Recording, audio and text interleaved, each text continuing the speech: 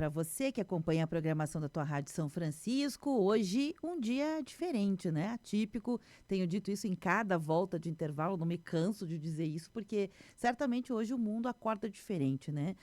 Para nós, em especial, que estamos numa emissora identificada com a questão católica, né? Obviamente, um dia ainda mais impactante. O falecimento do Papa Francisco não poderia ser diferente, que esse fosse o tema principal dessa conversa hoje, desse diálogo tradicional aqui no programa Tá na Pauta, que a gente sempre faz, né? Todos os dias de forma bastante contundente, mas hoje diferente, né? Então já chamo todo mundo para acompanhar. Podem, por gentileza, aumentar o som ou do rádio 560M, 79.9 no FM. Também estamos disponíveis pela Alexa, para quem quiser esse formato aí de buscar a tua Rádio São Francisco. Estamos disponíveis na aba ao vivo do site, em live no Facebook, facebook.com/Rede Tua Rádio. Hoje somos eu, Beverly Rocha, jornalista, Ronaldo Velho Bueno, que também é jornalista, e obviamente não seria diferente que a gente trouxesse, né, um olhar jornalístico dos fatos que marcaram, né, o pontificado de Francisco e, obviamente, também a própria figura do Papa Francisco como pessoa e que deixa uma marca na história, não só para a igreja, mas na própria história. Ronaldo, seja bem-vindo, bom dia. Bom dia, Beverly, bom dia aos ouvintes da Rádio São Francisco. Hoje um dia triste, né, para todos nós que acreditamos em um mundo mais fraterno, quando acordamos com a notícia da morte do Papa Francisco. E como você bem salientou, a morte de um Papa é um fato atípico, histórico e que precisa ser repercutido em seus diversos aspectos, né? E aqui não poderia ser diferente. Aqui no nosso bate-papo de hoje, Beverly, eu não gostaria de abordar os aspectos religiosos ou espirituais do Papa Francisco, e que são importantíssimos, por entender que existem pessoas muito mais qualificadas do que eu para fazer esse trabalho. Inclusive, estava ouvindo aqui a sua conversa com o Frei Silvio agora há pouco, mas existe todo um legado do Papa Francisco em outras áreas que, como jornalistas, a gente pode fazer análise, né? O legado do Papa Francisco no enfrentamento às mudanças climáticas, né? Nesse alerta em relação a importância de temas como a ecologia, também no enfrentamento ao negacionismo científico, ao consumo irresponsável e como que isso impacta na nossa vida no dia a dia, também no combate a preconceitos como a xenofobia, o ódio a migrantes e refugiados. Todos esses foram temas que o Papa Francisco, por meio de documentos publicados, por meio de suas encíclicas ou também de falas públicas, acabou pontuando, acabou levando os holofotes para temas que a gente precisa abordar no nosso tempo, né? É o Papa, fazendo uma análise aqui do impacto cultural, digamos assim, é o Papa que veio do fim do mundo, como ele mesmo colocou em sua primeira bênção e fala à multidão na Praça de São Pedro, no dia 13 de março de 2013. Aliás, recordo, nós estávamos aqui, Beverly, assistindo esse momento histórico também lá em 2013, 12 anos atrás, quando saiu a fumaça branca, né, no Vaticano, e foi anunciado o cardeal Bergoglio como novo Papa, a escolha do seu nome, Francisco, para o pontificado, né? E ele mesmo coloca para a multidão que o Colégio de Cardeais foi buscar um Papa no fim do mundo, né? Se referindo à Argentina, ao local de onde ele veio, ao país do qual ele veio, né?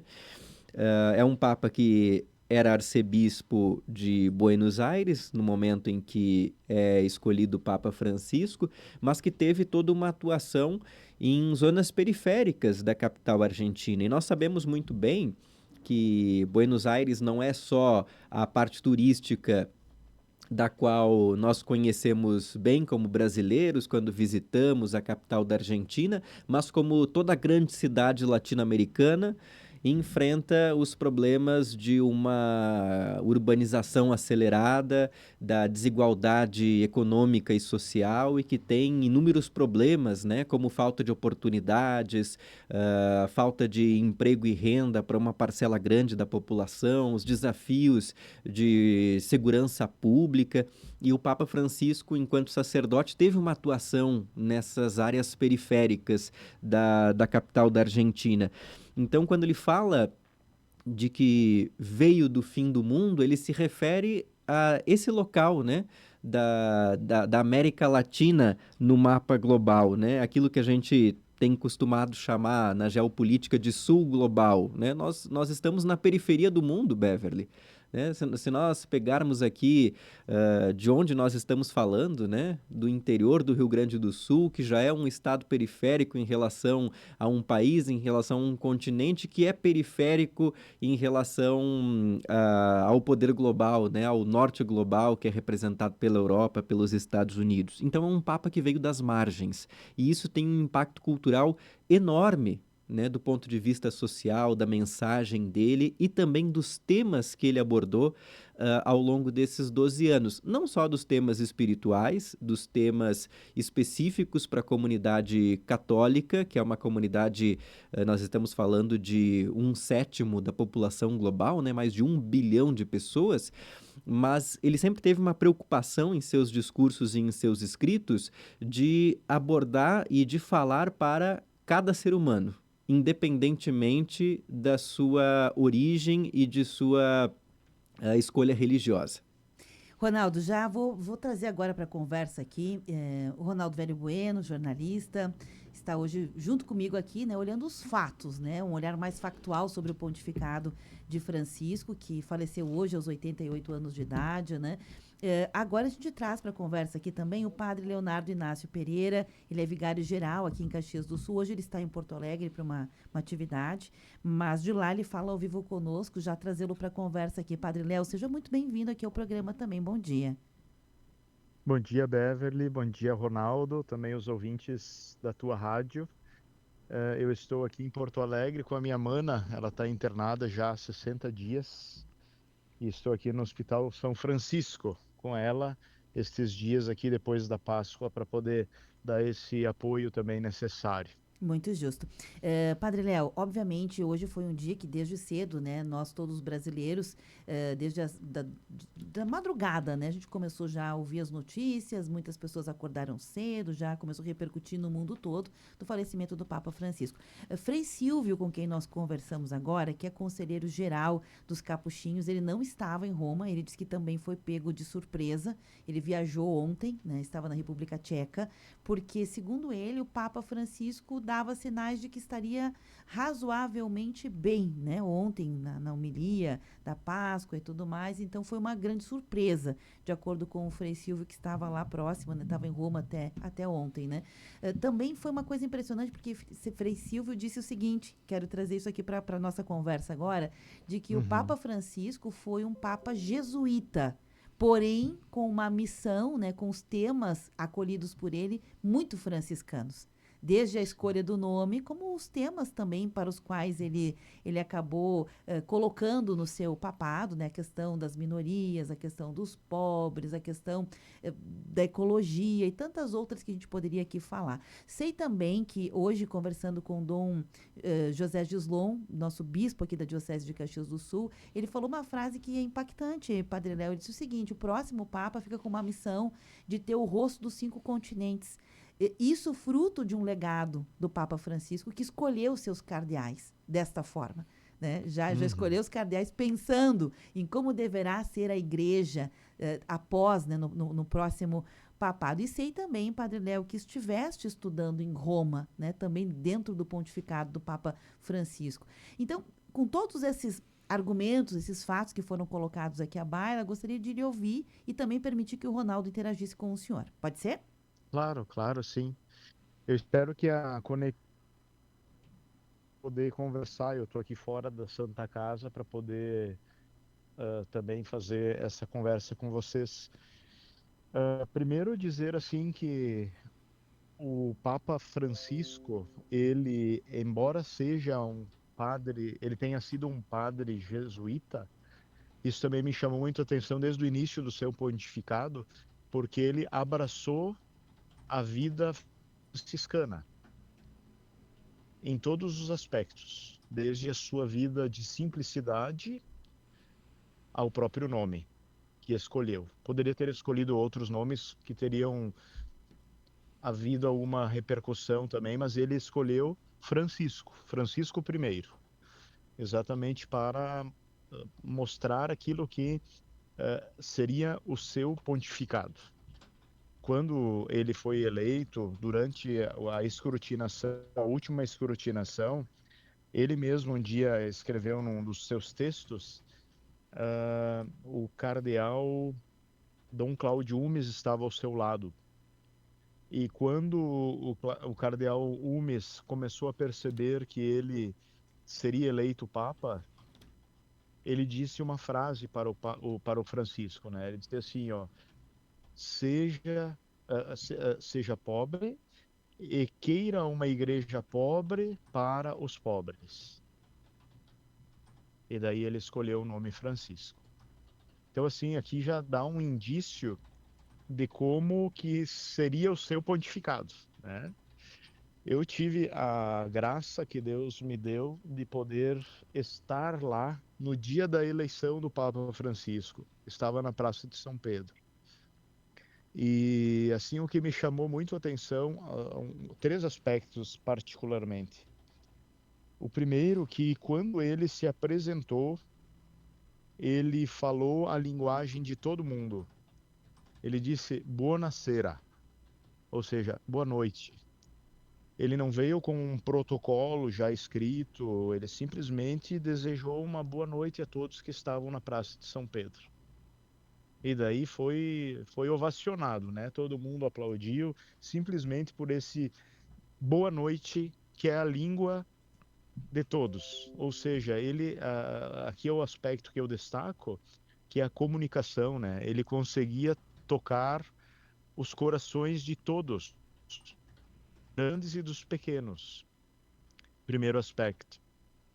Um segundo aspecto que naquela noite, aquela fim de tarde me chamou a atenção, é que quando ele se apresentou e ele saudou a população ali presente, ele primeiramente saudou os seus diocesanos. Então ele disse assim, eu saúdo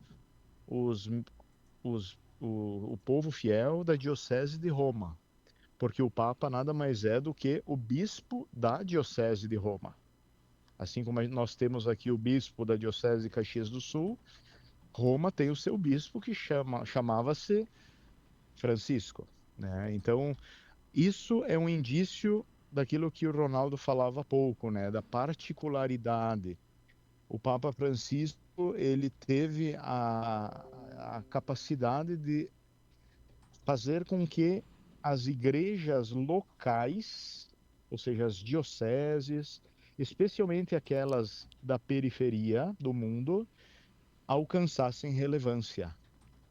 E isso agora, ultimamente, a gente viu com a escolha dos novos cardeais, né? A gente vai perceber que não existem aquela tradição das sedes cardinalícias, porque onde existe uma diocese pode ter um cardeal, pode ter um bispo, deve ter um bispo, como bem pode ter um cardeal, né? Então assim a gente vai ver ele criar um cardeal no Iraque, a gente vai ver ele criar cardeais nas Filipinas, a gente vai ver ele criar um cardeal em Manaus e assim por diante, né? Então essa é a questão da particularidade. O Papa, ele ao saudar o povo da sua diocese, diocese de Roma, ele está valorizando as igrejas locais e todas as pessoas, né? Então esse é Padre o Léo, segundo aspecto. Primeiro da comunicação, segundo essa da particularidade, né? Então acho que é bem importante de ressaltar isso também, né? Padre Léo, bom dia. Ronaldo aqui na linha. Bom dia, Nós Ronaldo. vivemos em uma era em que os gestos são muito importantes, os gestos comunicam, né? E também vivemos em um tempo em que, infelizmente, a narrativa do medo ganha muito espaço quando o assunto é migração, quando o assunto é a crise dos refugiados. Esse é um tema de debate global, mas que também tem muita importância na Europa, onde nós vemos uma guinada nacionalista em muitos governos, né, europeus, e o Papa Uhum. Francisco ele tenta reumanizar o debate, digamos assim, nesses 12 anos, propondo, por exemplo, os 4 verbos do acolhimento, né? Acolher, proteger, Uhum. promover, integrar, e eu diria até numa contracomunicação a essa narrativa do medo, né? Quando ele faz a cerimônia do lava-pés com os refugiados, né? Quando, por exemplo, em 2016 ele utiliza o avião papal para levar refugiados sírios, né, de volta para Roma Uhum. após uma visita à Grécia. Então, todos esses gestos que o Papa faz nesses últimos 12 anos, eles acabam sendo uma espécie de contracomunicação a essa narrativa do medo aos refugiados. Eu gostaria de ouvir o senhor também a respeito desse aspecto. Perfeito. Eu acho que ainda me recordando as primeiras aparições do Papa Francisco, se não me engano, no Ângelos dele, ele fez na Praça de São Pedro, ele falou sobre a misericórdia. Ele disse que Deus é misericórdia. Ele estava inclusive lendo um livro do cardeal Walter Casper sobre a misericórdia, e ele citou esse livro, né? E porque a misericórdia é um modo de ser. E o Papa entende que nós, sendo imagem e semelhança de Deus, devemos repercutir e refletir aquilo que Deus é, porque Deus é misericórdia. Então, um dos gestos mais significativos do Papa Francisco foi visitar Lampedusa.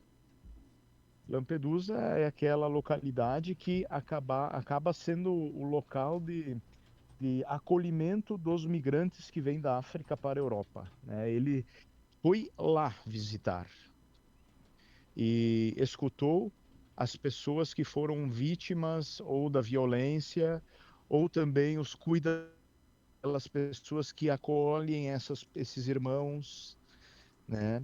Então, realmente, o pontificado do Papa Francisco, ele prima pela fraternidade e pela misericórdia. A gente vê expressões de misericórdia gigantes da parte do Papa em relação ao seu discurso, comunicação, eu diria assim, uma comunicação verdadeiramente evangélica que é profecia, porque incomoda aqueles que estão muito preocupados com o mercado e com o aspecto econômico.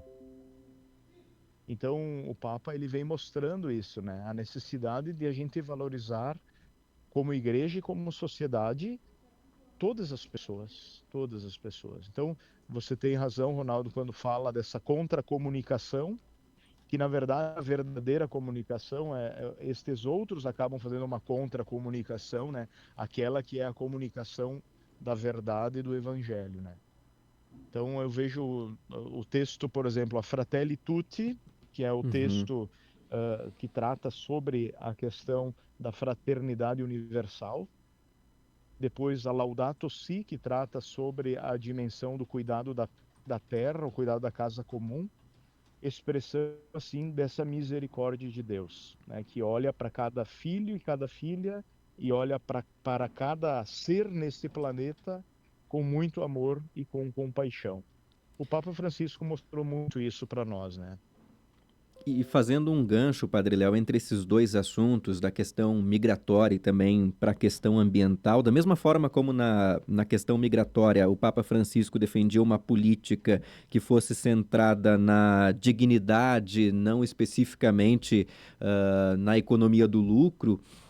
A encíclica Laudato Si, ela foi muito interessante do ponto de vista da contribuição para o debate acadêmico, né? É interessante a gente perceber que o documento papal foi utilizado, inclusive na COP21, acabou sendo importante para o estabelecimento do Acordo de Paris, que até hoje ele é um acordo que desagrada os negacionistas do clima, vamos colocar assim. É um documento que foi citado pelo Barack Obama, que então era o presidente dos Estados Unidos, onde há uma crítica à cultura do descarte, né?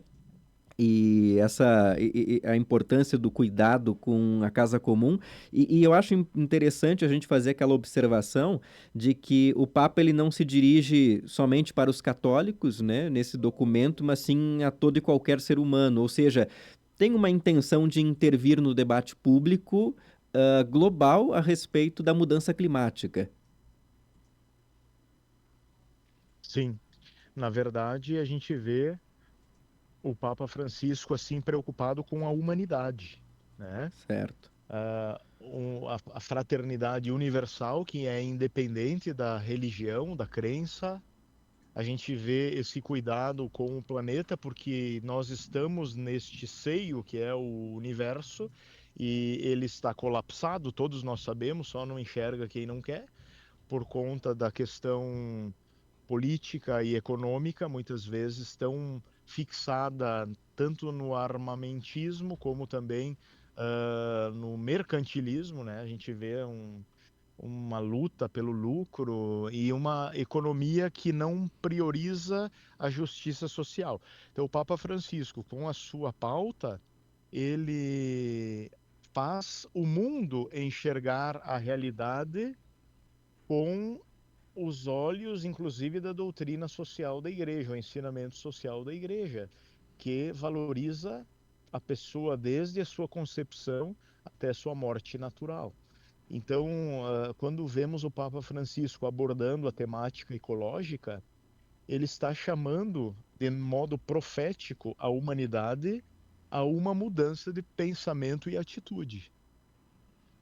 Hoje, algumas repercussões de algumas pessoas até criticando o Papa Francisco por ter deixado de ter evangelizado e ter se preocupado mais com a ecologia e assim por... Mas são pessoas que acabam não o evangelho, ele é integral, né?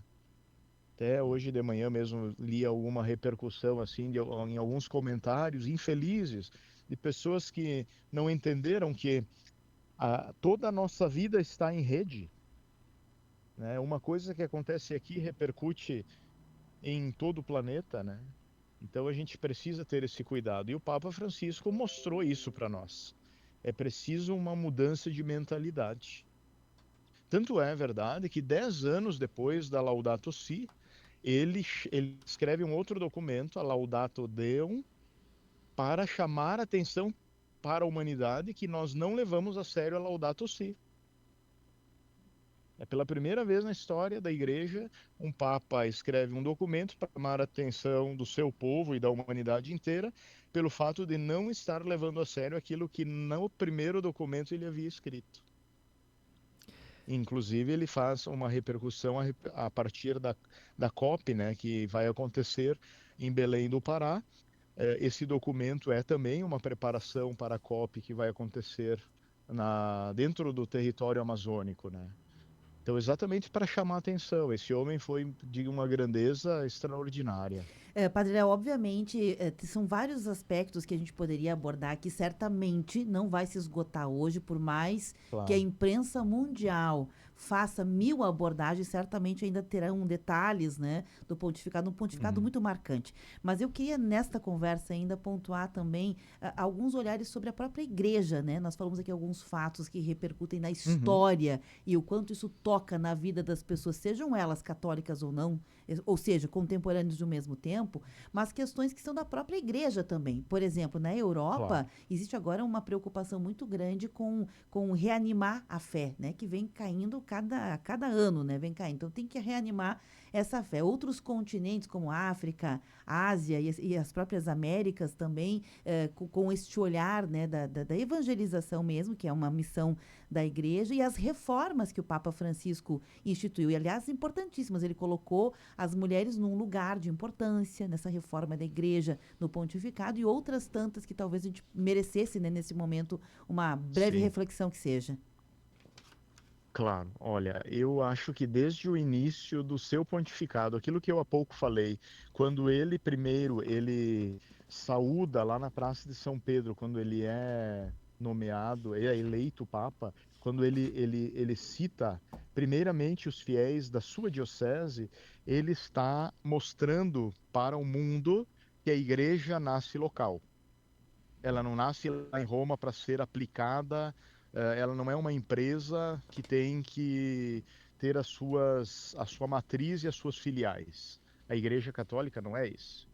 Então, ele ajudou com isso a mostrar para o mundo que cada igreja tem tudo o que necessita para oferecer a salvação às pessoas, tá? Então, esse é um primeiro aspecto que é de uma relevância gigante, a valorização das igrejas particulares. Isso faz parte da reforma de Francisco. Outra coisa importantíssima, ele, logo depois que foi eleito Papa, ele constituiu um grupo de cardeais para ajudá-lo a reformar o interno da igreja, né? Então, o que que isso significa?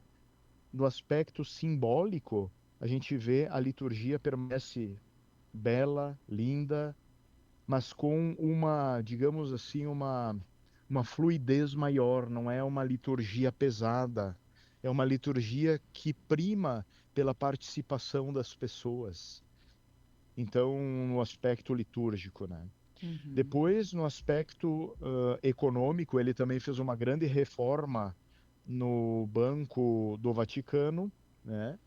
E prestação de contas é algo assim que agora, antes já acontecia, mas agora é para mostrar para todo mundo, olha, a Igreja Católica, ela tem este valor, esses recursos. E isso vem sendo repercutido em todo mundo.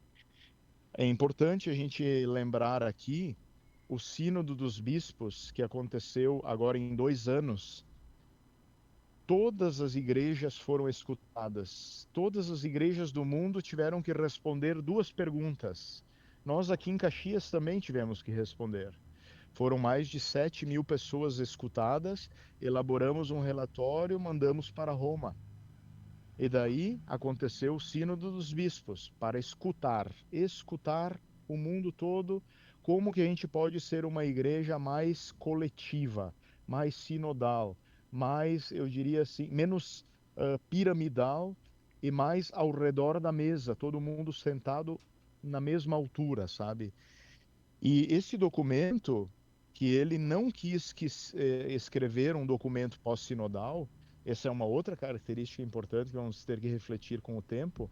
Normalmente, um sínodo, o Papa pega todos os textos, os relatórios, e escreve a sua carta pós-sinodal, sua exortação apostólica pós-sinodal. O que que o Papa fez? Ele pegou o documento final, como ele saiu do forno, e ele disse: Este aqui é o documento final do sínodo. Eu não vou escrever mais nada, esse aqui é o documento. E as igrejas têm que aplicar este documento nas suas realidades. Ainda 11 temas ficaram para serem estudados. Ele criou 11 grupos de estudo para serem pensados.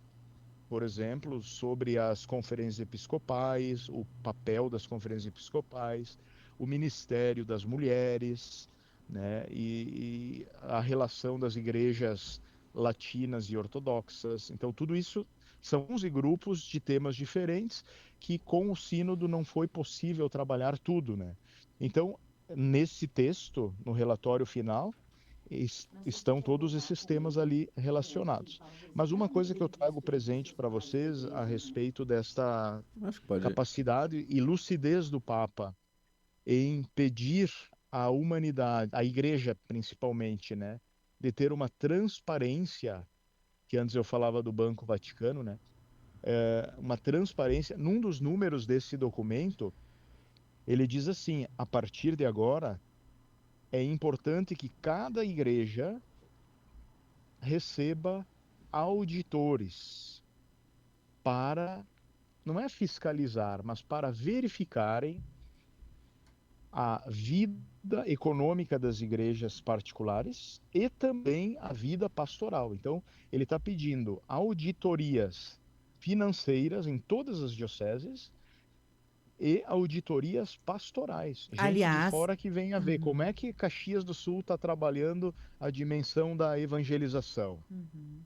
Aliás, Padre né? Léo, Então, nesse sentido, se sim. pudesses também, já que estamos abrindo, hoje é um dia para a gente dialogar de forma assim Uhum, profunda sobre o tema e também sobre as bandeiras e a própria presença de Francisco na igreja, né? E o senhor acabou de sim, mencionar que obviamente, as reformas contaram com essa também revisão, né? Um debruçar-se sobre os procedimentos da própria igreja. exato. E isso gerou um certo desconforto, né? Isso era uma quase público Sim, e sim, sim. notório que o Papa Francisco ele era amado, querido pelo povo, mas entre seus pares na igreja havia uma certa resistência, né? Então, agora a pergunta que Uhum, fica é: o que esperar da igreja nessa próxima etapa a partir desses fenômenos todos vistos, entre eles essa questão da própria sim. reforma nesse sentido? Aham, ótima pergunta, Beverly, porque assim, ó, esse documento do relatório final do Sínodo, ele dá um poder gigante para os leigos e para os trabalhos coletivos. Inclusive, num dos números do Sínodo, cita uma sugestão do Sínodo, que é a reforma do Código de Direito Canônico. Porque o Código de Direito Canônico, ele prevê que todas as paróquias tenham o Conselho Paroquial e o Conselho de Assuntos Econômicos. O que o Papa está pedindo, juntamente com os padres e madres sinodais, é de que seja feita uma revisão do código para tornar estes conselhos, que a sua maioria leigos e leigas, algo obrigatório e deliberativo, não é só consultivo. Isso dá a possibilidade de os projetos continuarem acontecendo, independente de quem está à frente ou não, né? Então, essa é uma estratégia uh, bonita e, ao mesmo tempo, ousada do Papa e dos padres e madres sinodais para o futuro da nossa igreja. Então, para garantir que essas ideias permaneçam, aconteçam, é necessário que estes conselhos de leigos, eles realmente estejam muito atuantes dentro das nossas comunidades e igrejas. É a estratégia, é o caminho do qual essas reformas vão se dar. Ao A não mesmo ser que os tempo, leigos, cabeça mais fechada do que os padres. exatamente. Ao Pode mesmo acontecer, tempo, né, Padre gente? Léo, nós temos a maioria do Colégio de Cardeais, eu não tenho aqui agora em mãos o percentual, mas a maior parte do Sim. colégio nomeada pelo próprio Papa Francisco, né? Uma nova configuração, é É, um essa, colégio essa. maior, uma igreja Aham. mais global, descentralizada em relação à Europa, né? Isso. Com mais nomes da África, da Ásia, das Exemplo, Américas. provenientes da Ásia, da Exato. África, E o senhor de lugares, acredita por exemplo, que Leão diante. Cardeal de Malta, por exemplo, tem 350 mil habitantes o país, praticamente. Então, E o senhor uhum. acredita que diante dessas mudanças, né, na configuração do Colégio de Cardeais e diante do legado do Papa Francisco, até mesmo nessas reformas que falávamos até então, existe uma tendência de continuidade nessas reformas ou de mudança de rumos? Vamos ver se a gente consegue. O Padre Léo está. Vai acontecer uma Padre Léo, continuidade. nós perdemos um trechinho da sua fala inicial. O senhor pode começar a responder a pergunta Ah, novamente? desculpa. Perfeito. Então, assim, eu acredito que vai acontecer uma continuidade, como também o Papa Francisco, ele é continuidade de Bento XVI. Bento Uhum. XVI não conseguiu fazer a reforma que ele havia querido, bem como o João Paulo II também, ele também quis fazer uma reforma no interno da igreja e tentou fazer, tem até textos sobre isso, né? o Bento XVI também, e agora eu acho que o Papa Francisco, ele, ao nomear esses cardeais das periferias do mundo, ele, com certeza, ele percebeu a realidade de cada um deles para poder nomeá-los, né? Então eu acho que haverá, sim, uma continuidade.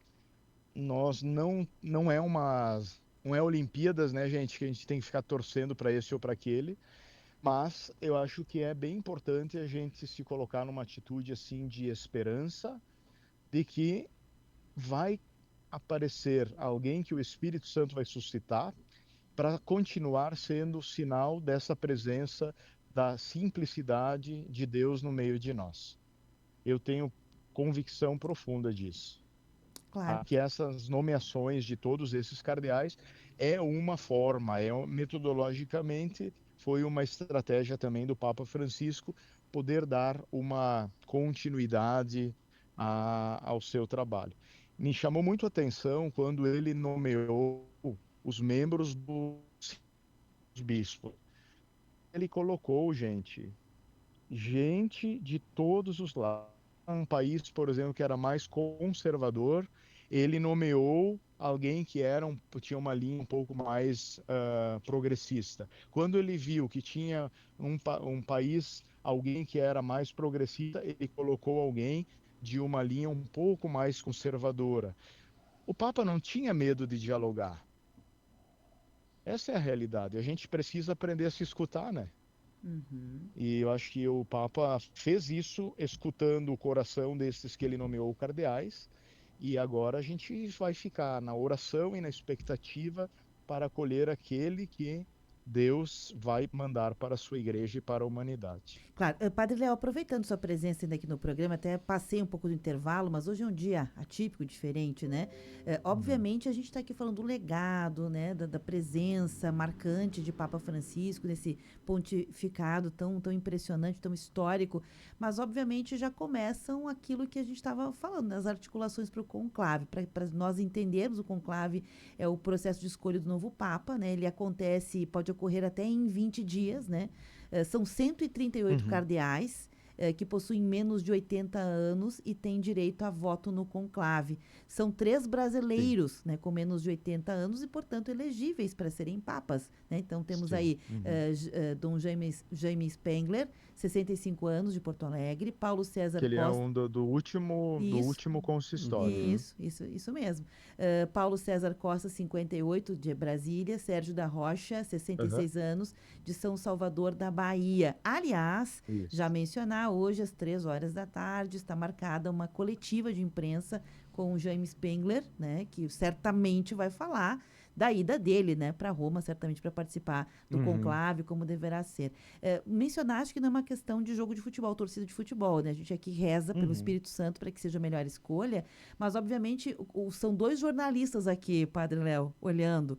E Sim, tem uma questão que é histórica aqui. A cada claro. conclave, muitas peças se mexem num tabuleiro da própria Uhum. civilização histórica. Não estamos só Uhum. falando do rumo da igreja, estamos falando de como a igreja se interlaça com os próprios processos civilizatórios. O Ronaldo bem pontuou vários temas Uhum. nevrálgicos, né? Entre eles a emergência climática, a questão do carisma franciscano, que foi praticamente uma bandeira do padre jesuíta que se tornou papa, né? Uhum. E o momento histórico que vivemos. Então, dentro dessa perspectiva, o que esperar deste conclave, da organização, dos debates, o que deverá ser tema do conclave, Padre Léo? Claro. Então assim, ó, agora o que que vai acontecer? Agora vai acontecer o sepultamento do Papa Francisco. Então, toda a igreja está voltada para este momento, né?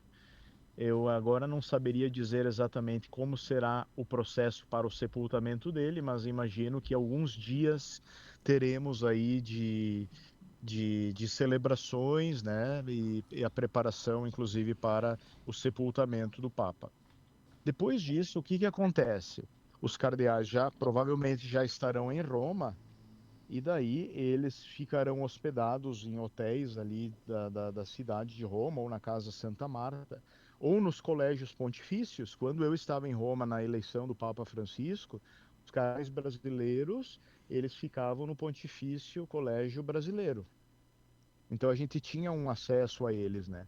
Então por uns dias, se não me engano, uma semana, eles tiveram momentos de congregações, de assembleias, para que pudessem se conhecer.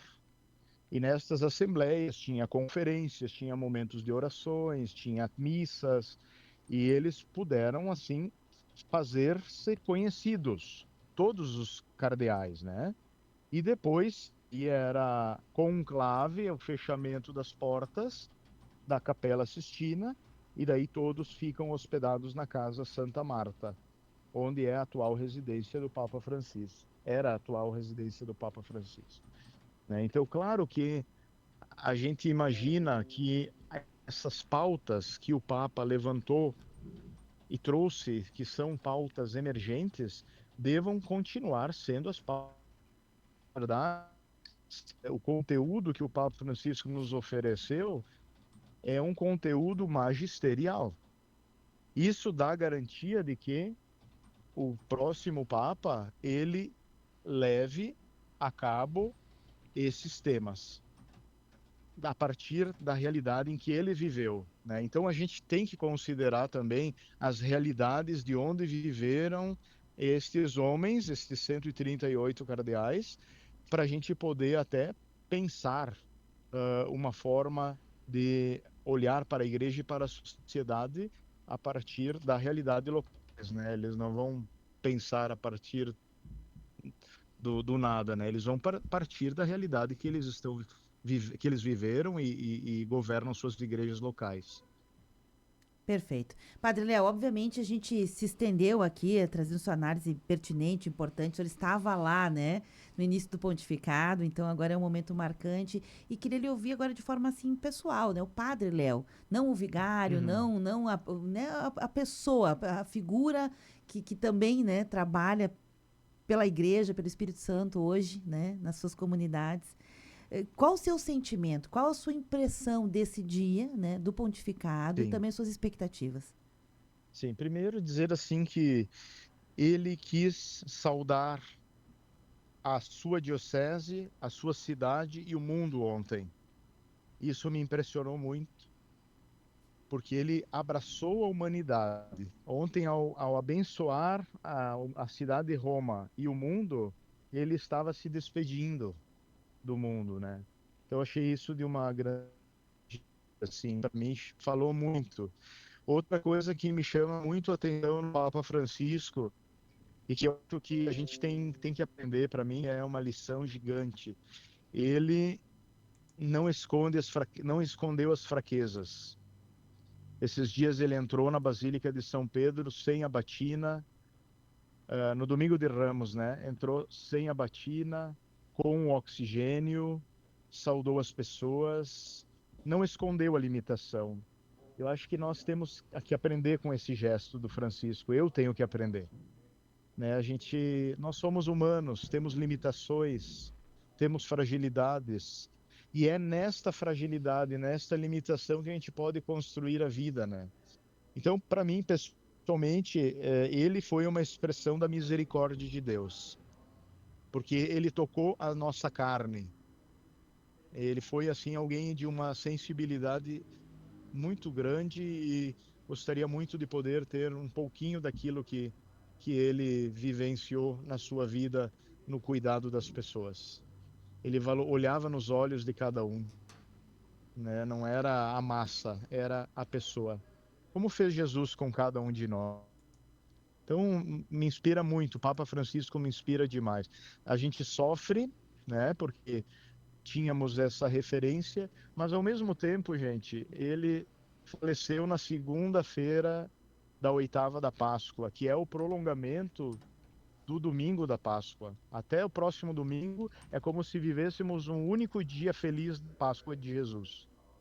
Então ele teve até esse cuidado, Deus teve até esse cuidado conosco, de nos dar essa entrega do Papa dentro desses dias felizes da Páscoa, para a gente não ficar no pessimismo. Ele condenava muito, o Papa Francisco condenava muito o pessimismo estéril. A gente tem que ser otimista e tem que olhar para o horizonte, como peregrinos da esperança. Perfeito. Padre Léo, muito obrigada pela presença. Eu, de minha parte, estou satisfeita com as perguntas, Ronaldo. Por aqui também, Padre Léo, muito obrigado. Obrigada, Padre Queridos, Léo. muito obrigado pela oportunidade. Um abraço para os ouvintes da rádio e para toda a equipe de operação aí, tá, gente? Perfeito. Bom Abraço. feriado e bom trabalho, tá? Boa saúde, boas melhoras para sua irmã. Obrigado, querida. Até. Obrigado. Tchau, tchau. Tchau, tchau. Gente, 11h52, hoje eu vou deixar o intervalo aqui em stand-by, né, Ronaldo, para a gente fechar o programa. Foram realmente muitas abordagens com o Padre Léo, e é interessante porque ele estava lá, né, no último conclave, então tem essa linha do tempo de uma forma bem precisa, né, obviamente é religioso. Quais as tuas observações? A gente poderia falar de tantas coisas, né, Ronaldo? Sobre a questão A do gente pode falar pontificado, sobre meu Deus. tantas coisas, mas o que fica de marcante para nós, Beverly, creio que é o convite ao diálogo, né? Foi um Papa que nos deixou como uma mensagem essa importância, eu não vou nem colocar da tolerância, mas do respeito, que é algo mais amplo do que a simples tolerância com o diferente, né? É a convivência digna e respeitosa com as outras pessoas, a entender a humanidade que está no outro, né? É um exercício muito difícil. Nós vivemos tempos tão extremados em tantos e tantos pontos, né, de debate, Beverly. A gente falou da emergência climática, a gente falou da crise migratória, enfim, em todos esses temas que são temas globais e que nos afetam no dia a dia. Às vezes parece que não afeta, mas afetam sim. Se a gente recordar do ano passado, aqui nós gaúchos enfrentamos um exemplo claro do impacto da emergência climática no nosso dia a dia com as chuvas de maio, que agora vão completar um ano a partir da próxima semana, né? E os temporais iniciaram ali dia 29 e 30 de abril.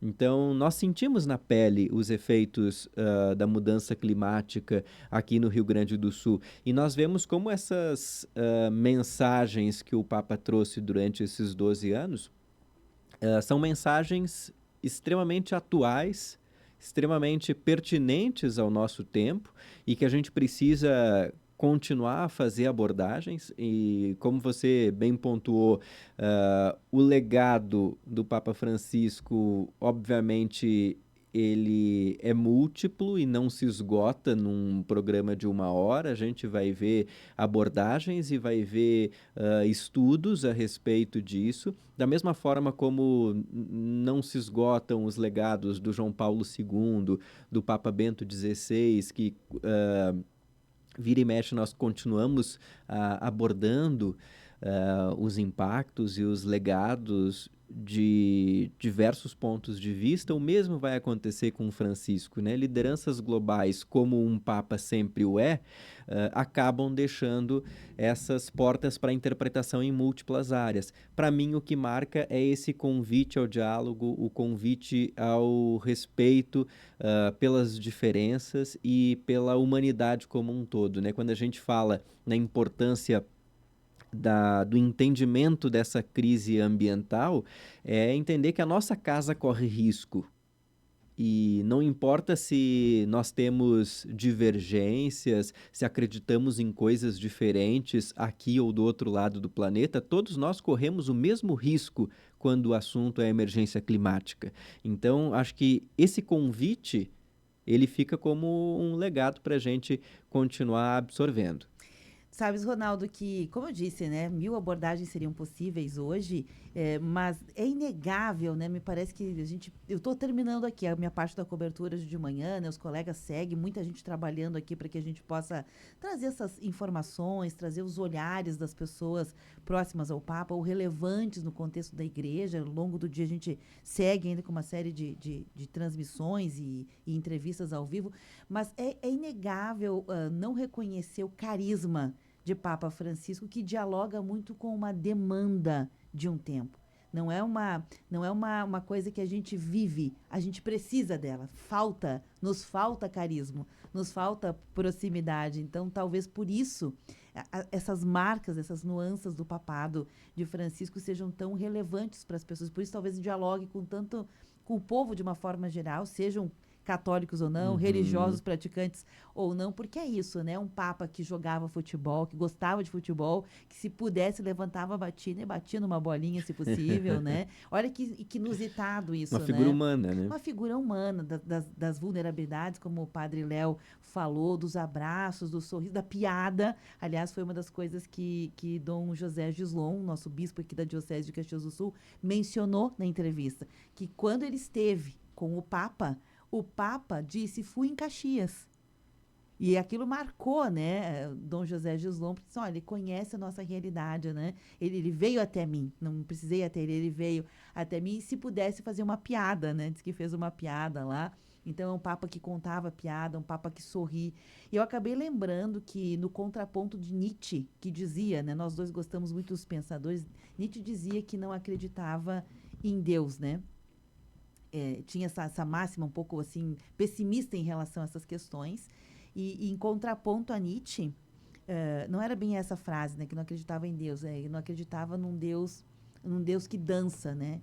Um Deus que dança. Só acreditaria em Deus se Deus dançasse, algo mais ou menos assim.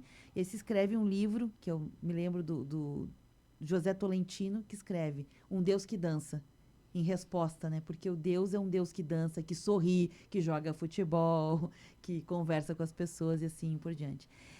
Tem várias frases deste Papa diplomático, carismático, acessível, né? Que falou sobre compaixão e solidariedade. Uma delas é: nossa vida é um caminho. Quando paramos, não vamos para frente. Outra é: apenas os que dialogam podem construir pontes e vínculos.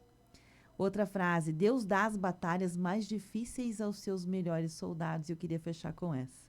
Muito bem. E essa das pontes e vínculos é perfeita, né? Perfeito. Para você, mais alguma coisa para fechar, Ronaldo? Teriam tantos fatos históricos e etc., né? Eu acho que de momento não, Beverly, é também um momento de absorvermos todos esses assuntos e esses tópicos que foram abordados aqui na manhã de hoje, né? Agradecer o convite por estar aqui nesse espaço, né? Não é uma segunda-feira agradável, né? Do ponto de vista histórico, a gente perde uma referência, né? Quando a gente fala em solidariedade, em humanidade, como o Papa Francisco, mas é um debate necessário e por isso estamos aqui. Para fechar, então, uma frase de Papa Francisco, que gostava de futebol. Dizia ele: ninguém vence sozinho, nem no campo, nem na vida. Fechamos assim o programa de hoje. Obrigada, Ronaldo. Um abraço, até semana que vem. Esse conteúdo fica armazenado e disponível em vídeos no facebook.com/Rede Tua Rádio. Também já estou levantando ele